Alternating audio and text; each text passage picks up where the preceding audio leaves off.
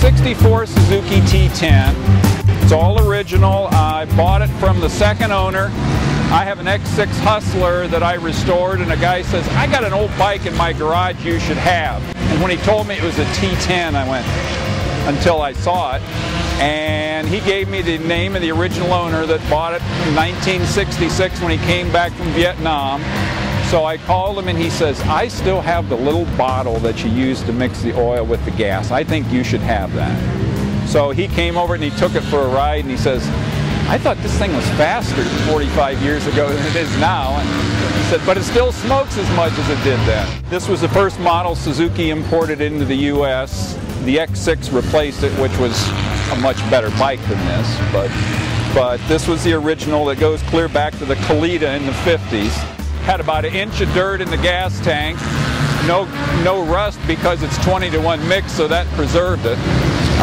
There's a local dealer that has been a Suzuki dealer since the early 70s that's never thrown anything away. He had virtually all the parts for it, points, the exhaust parts and carburetor parts, and I've spent about 2 weekends on it and put about 500 miles on it since. From the generation when Japanese bikes were cheap and expendable, and I got out of it for about 20 years. I got into old Harleys until in the area where we live, which is in northeastern Ohio, there's old bikes everywhere. And I started with Hondas, and Honda parts are easier to find than Suzuki parts, but Suzukis are a little more unique. And when you find one, you usually find 8 more. Buy the nicest one you can afford.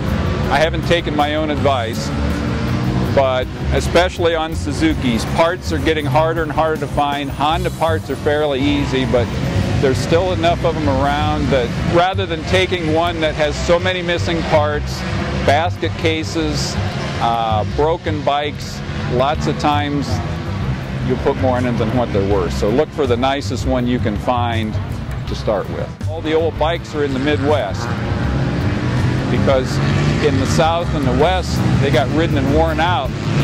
Here they got ridden for 2 or 3 years, and winter came and they put it away and forgot about it. I love it. I planned my whole year around it. I'm just fortunate that I live an hour away because there's nothing else in the country like it. Everything from racing to antiques to vintage, anything. And the nice thing about it is it helps the AMA.